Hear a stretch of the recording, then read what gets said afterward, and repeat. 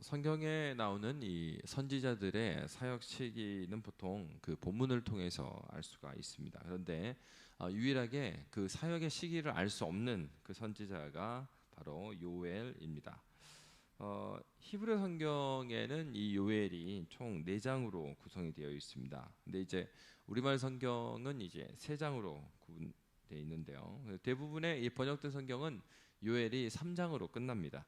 근데 히브리 성경은 그 4장인 이유가 그 우리말 성경 2장 28절에서 32절, 방금 이제 읽었던 말씀이죠. 방금 읽었던 이 말씀이 3장으로 되어 있어요. 히브리 성경에는. 그리고 3장이 4장으로 되어 있습니다. 그래서 히브리 성경은 4장으로, 그리고 우리말은 3장으로 되어 있다 하는 겁니다.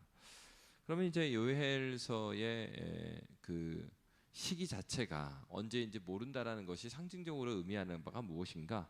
그 말씀은 바로 어느 시대에도 이 말씀이 동일하게 적용이 돼야 된다 하는 부분을 강조가 되고 있는 것입니다.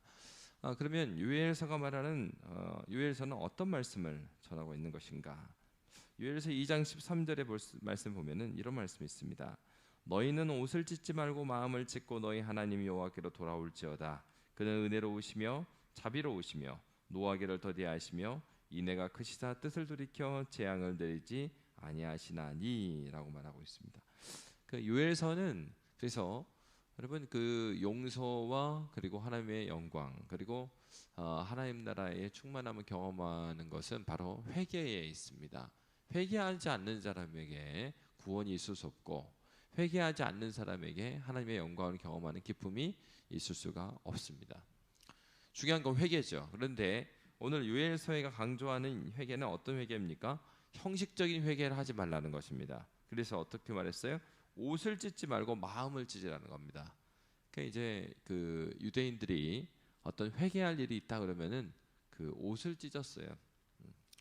실제로 옷을 찢으면서 무릎 꿇고 머리를 이제 박고 그러면서 이제 회개의 모습들을 드러내는데, 그러니까 옷을 찢는 데서 그치지 말고 마음을 찢어라. 이 얘기는 그들이 회개한다 하였지만 회개하는 모습이 굉장히 형식적인 그런 회개가 있었다라는 것입니다. 그런데 이제 그 요엘서의 주제는 여호와의 날이라 이런 말씀이 있어요. 그래서 요엘서 1장 15절에도 그렇고 2장에도 그렇고 계속해서 여호와의 날이 나와요. 그래서 이 여호와의 날로 이 요엘의 메시지가 계속해서 끈을 가지고 이어지고 있습니다. 그래서 요엘 1장 15절에 보면 슬프다 그날이여 여호와의 날이 가까웠나니 곧 멸망같이 전능자에게로부터 이르리로다 라고 되어 있습니다. 이스라엘 백성들은 이 여호와의 날을 기다렸습니다. 이스라엘 백성들에게 있어서 여호와의 날은 종말의 때와 같은 겁니다. 여호와의 날은 어떤 날이냐? 여호와께서 오시는 거예요. 다니엘서에 나온 것처럼 인자 같은 이가 구름을 타고 오시는 그때, 그것이 어디 나옵니까? 계시록에도 나오죠. 계시록에서 나와서 인자 같은 이가 오시는 날, 여호와께서 임하는 그때가 여호와의 날이에요. 그러니까 요한 계시록에서도 여호와의 날을 어떻게 봅니까? 마지막 때로 봐요. 그런 것처럼 이 요엘서에서도 이 여호와의 날을 마지막 때 어떤 날? 심판의 날입니다. 그러나 이스라엘 백성들은 이 심판의 날을 어떻게 생각했냐면 이때가 자신들의 구원의 날이라 이렇게 생각했어요. 그러니까 어떤 면에서 그렇습니까? 하나님께서 능력의 하나님이에요. 그래서 하나님, 그러니까 성경에 보면은 여호와의 오른팔 이런 표현들이 있거든요. 그러니까 여호와의 오른팔이라 하는 것은 하나님의 능력을 나타내는 것이죠. 근데 지금은 어떤 때입니까? 하나님께서 그의 능력의 오른팔을 움츠리고 계시는 거예요. 아직 펴지는 않으셨고 움츠리고 계시기 때문에 어떤 일이 있습니까? 그의 백성들, 이스라엘 백성들에게 압제가 있고 이스라엘 백성들에게 고난이 있다라는 겁니다. 근데 여호와의 날에는 그 오른손을 펴시는 날이죠. 오른손을 펴신다는 것은 하나님의 권능이 펼쳐지는 날. 그러면은 그 움츠리고 있던 그 오른팔을 펼치시니까 하나님의 능력이 나타나서 어떤 일이 일어나요? 공의롭게 살지 않은 사람, 공의와 정의대로 살지 않은 자들을 심판하는 일이 일어난다는 거예요. 그러니까 이스라엘 편에 있어서는 그 심판, 자신들을 압제하는 자들에 대해서 심판하니까 어떤 날이겠어요? 자신들에게는 구원의 날로 생각이 된 겁니다. 여호와의 날. 근데 이 요엘서에서 가르치는 건 뭐냐면 그 여호와의 날이 어떤 날이라고요? 너희의 심판이 될 것이라는 겁니다. 그들이 생각했던 것은 여호와의 날은 자신들의 구원의 날이라 이렇게 생각했는데 자신들의 심판의 날이 될 것이다. 어떻게 하면요? 회개하지 않으면. 그래서 요엘서는 반복적으로 회개를 가르치고 있습니다. 그러면 여호와의 날이 심판의 날인 이유가 무엇입니까? 바로 회개하지 않는 것. 어떤 회개예요? 이스라엘이 이스라엘 잡지 않는 거예요. 그게 뭡니까? 여호와 하나님만을 아버지로 삼고 여호와 하나님만 섬겨야 될 사람들이 여호와 하나님만 섬기지 않죠. 자기가 원하는 신을 섬기는 그런 현상. 그들이 우상을 섬기는 것, 돌이키지 않는 것, 바로 그것을 이야기하는 것입니다. 돌이키지 않는 그들에게 여호와의 날은 심판의 날이 될 것이에요. 그러니까 자신들이 이스라엘 백성이라고 해서 구원이 자동적으로 임하는 게 아니라는 얘기죠. 그러니까 오늘날에도 우리에게 이미 이렇게 말씀해 주시는 게 무엇입니까? 오늘날에도 마찬가지입니다. 교인이라고 해서 그에게 구원이 자동적으로 임하지 않아요. 그것이 성경에서 증거하는 바죠. 아브라함의 자손들 중에 얼마나 하나님 나라에 들어가지 못하는 자들이 계보상에도 계속 나오잖아요. 그러니까 단순히 혈통적으로 그가 이스라엘 백성이라고. 그래서 내가 그 부모의 신앙으로 모태 신앙으로 교회에 태어났든지 아니면 교회에 누구를 전도받아서 앉아 있어요.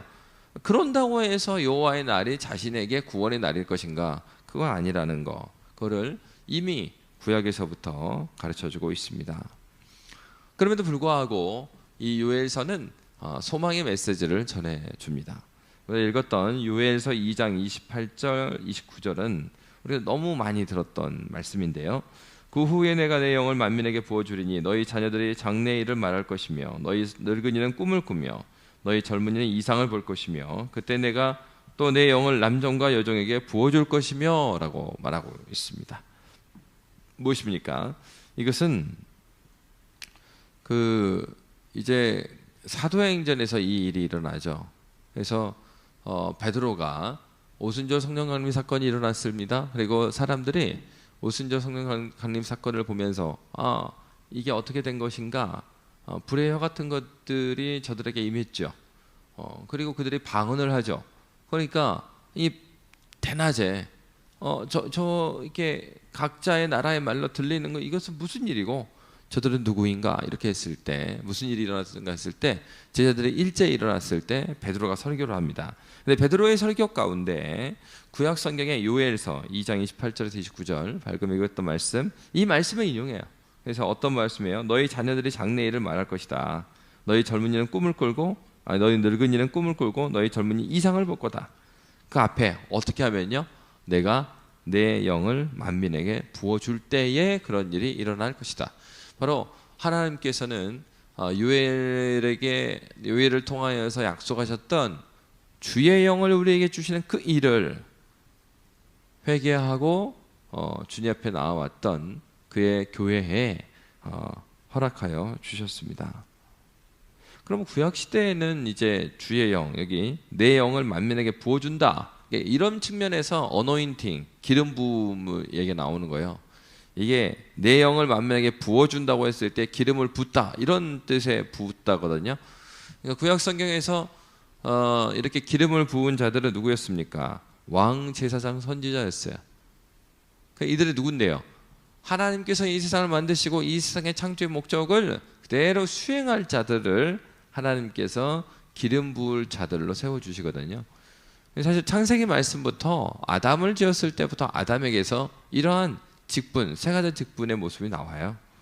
그래서 아담에게 생육하고 번성하여 충만하고 땅을 정복하고 다스리라. 정복하고 다스리라. 그러니까 이 말씀이 어떤 것입니까? 다스림, 왕에 대한 얘기이고, 그리고 그럴 뿐만 아니라 그는 하나님으로부터 어떤 말씀을 받습니까? 창세기 2장 16, 17절에 보면 하나님께서 약속하신 바 동산 중앙에 있는 열매 그 중에서도 선악을 알게 하는 나무를 따먹으면 정령 죽을 것이다 하는 말씀을 아담에게 주세요. 그럼 아담은 이제 의무가 뭡니까? 그 이후에 하와와 그리고 자녀들에게 하나님께 주신 이 말씀을 그대로 증거해야 될 그런 선지자적 사명, 그것을 가지고 있습니다. 그럴 뿐만 아니라 죄를 짓고 난 이후에 보면 하나님께서 한시적으로 하나님과 관계를 회복하고자 하는 그 방법을 알려주는데 그게 제사였어요. 근데 창세기 말씀에 보면은 가인과 아벨이 범죄한 이후에 제사를 드려요. 누가 가르쳐 줬겠어요? 아담이 가르쳐 줬죠. 그러니까 제사장으로서의 역할. 그래서 이미 성경은 왕, 제사장, 선지자 기름 부어 세운 그 직분에 대한 얘기를 창세기부터 계속 하고 있어요. 근데 구약 성경에 보면은 이 직분을 감당했던 사람들이 왕, 제사장, 선지자로 구체적으로 나오기 시작하죠.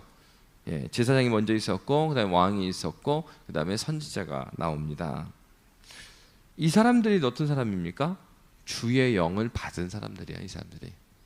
근데 바로 신약에서 주의 영을 모든 신자들에게 주시죠. 그래서 베드로 사도가 베드로서에서 뭐라고 그래요? 우리가 왕 같은 제사장이다. 거룩한 나라요. 이렇게 표현하는 거예요. 그러니까 오늘날에 우리 신자들이라 하면 우리 모두가 왕이요, 제사장이요, 선지자의 직분으로 교회를 이루고 있는 거예요. 바로 기름 부음 받은 이 사람들은 하나님께 선택받았음을 의미하는 거죠. 그러니까 언제요? 주의 영을 부어주실 때. 그럼 주의 영을 누가 받을 수 있어요? 진실로 회개하는 자에게 부어주시는 것입니다. 그러니까 신약에서는 바로, 구약에서는 이러한 사람들이 제한적이었지만 신약에서는 하나님께서 주의 영이 하나님 백성에게 임하시면 누구에게나 부어주시는 그런 은혜를 허락하여 주신 것입니다. 그러므로 요엘서가 우리에게 알려주는 것은 무엇입니까?